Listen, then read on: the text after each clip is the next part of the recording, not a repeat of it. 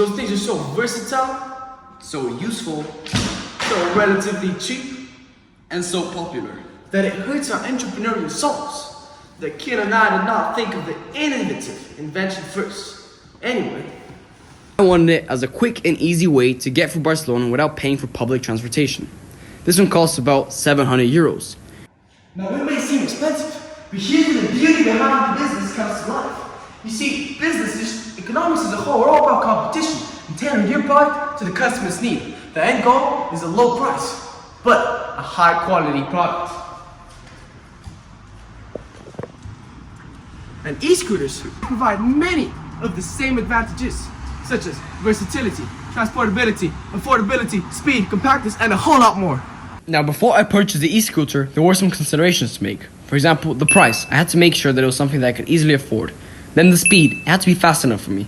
And the looks. I didn't want an ugly scooter. Well, those are surface level stuff you think about, but subconsciously your brain is doing a whole lot more. Foremost, there's your opportunity costs. Basically making consumers question whether there's a better use of their capital. Now, this all ties into the concept of demand. When people are willing and able to purchase a product, that means that their demand has become effective demand, which is what is needed to sell products.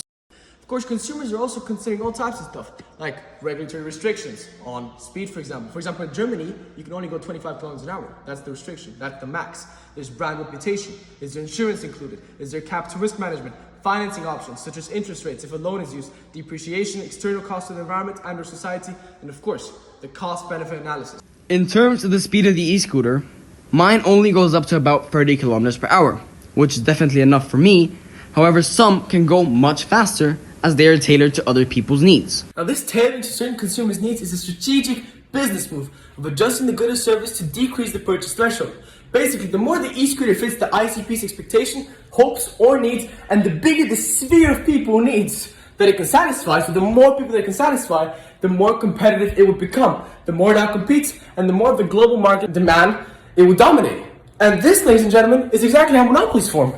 Almost all goods and services have a practical and an emotional aspect towards them. For example, when you're buying clothes, you want it to keep you warm and fit you well, but you also want to like the clothing itself. You're not going to buy clothes you don't like. Same thing applies to the e-scooter. I want it to be fast and practical for me, so that it's actually useful, but I also want it to look good. There are, however, some exceptions to this rule, such as video games, which are usually purchased emotionally, or a ladder, which only really has practical uses. Now lastly, before I purchased the e-scooter, I compared it to other substitute goods and competitive brands to see if this was the right option and worth the 700 euros. Another thing to mention is that an e-scooter has a lot of unique selling points, and that's really important for a business. For example, e-scooters are very affordable. Additionally, e-scooters are compact, they're easy to transport, and they have a whole lot of other advantages that a car or a huge half-a-ton motorbike do not. And of course, the cost-benefit analysis. One can assign an NPV, the net present value, to the product and assess the IRR, internal rate of return, to determine the financial viability of the product. Basically, is it worth my money? Moving on, I want to talk about the inputs, the process, and the outputs of producing an e-scooter.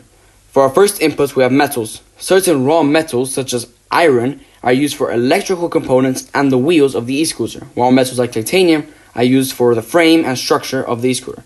Lastly, some metal alloys can be used to coat the e-scooter in a waterproof coating that makes it stronger. The second inputs are electronics. Oftentimes, very complex and precise electronics like computer chips have to be transported from abroad, from countries like Taiwan, all the way to manufacturing centers in Europe or North America. And linking to that, I do want to mention that as our globe has basically globalized and interlinked its economies from one country to another, a lot of the factors of production are becoming a lot more both occupationally and geographically mobile. And this allows for capital from, let's say, one industry to easily move to another, or a laborer from one country to start working in another country a lot more easily than it would have been 50, 100, 200 years ago. Now, the next inputs on the list are motors. Having effective and powerful motors is crucial for any e-scooter brand, as it differentiates the high-quality, expensive brands from the lower-quality, cheaper brands. Moreover, these motors have to be transported properly in cool shipping containers, otherwise they will break down. Moving on, we have labor. Labor is one of the most important inputs in almost all types of businesses.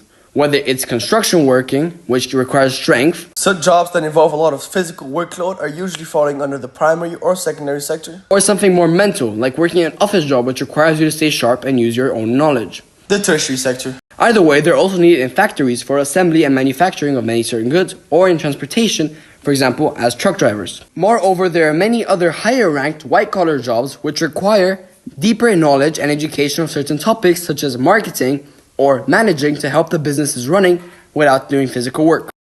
Next up on the list, we have enterprise.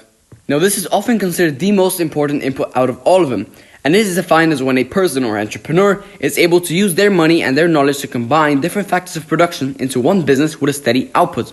Now, there are many famous examples of entrepreneurs like Elon Musk. Or in our case for e-scooters, allegedly Henry K. Wills, who by combining his inventor talent and entrepreneurial status, made and popularized this whole new genre of transportation. The reason these entrepreneurs are considered so important in a business is because without them, there would be no incentive or reason for factories to be running, or even for laborers to be doing their jobs. At the end of the day, sales and business, especially for example for this e-scooter, is convincing you to buy the product. They want you to buy the product, and the only way to do that is by convincing you, by squeezing the sale out of you, are these really manipulative tactics like limited time sales, fake scarcity tactics, free shipping, although it's actually part of the real price, warranty and guarantee, happy customer reviews that most of the time are not even real customer reviews, customer service, and just hundreds of other manipulative strategies you put on the website that manipulate the customer into saying, okay, actually, this is another reason to buy, this is another reason to buy, you know what, I'm gonna buy it. Now that we're done with the inputs, we can move on to the processes, which are just as important. They are defined as the steps needed to take in order to produce a certain good or service, or in this case, an e-scooter. One of the most important steps in producing any physical good or an e-scooter is the manufacturing and assembly of it within a factory. This often includes the use of laborers or capital and heavy machinery. Of course, another part of the process of getting your product out there and increasing the conversion rate, basically getting a person to your website and then actually converting them into a sale, is ensuring you have a very well-established brand. Of course, another very important part of the processes is making a very long-term plan for the business. That means you need to simplify operations, lower the costs, reduce the risks, and increase the quality of the product through R&D and etc. Transportation is another process that is just as important. It can be via ship, via truck, or even a plane. But either way, transportation plays a crucial role in combining all of the components. The next process on the list is marketing and advertisement. These both play a crucial role in ensuring that your customers know about your brand and know where to purchase their products. They are also very important for building a good brand reputation and for competing with other brands without necessarily needing to change price or quality. And lastly, we have the outputs, which in this case is the finished e-scooter and also the leftover revenue and profits for the producers. Anyway, ladies and gentlemen, our time has run out. I hope we've shown you why A, the e-scooter business is a very new, innovative, and case study worthy business. And, of course, B, what goes through customers' heads when making these decisions on what to purchase and why. Thank you, ladies and gentlemen, and see you.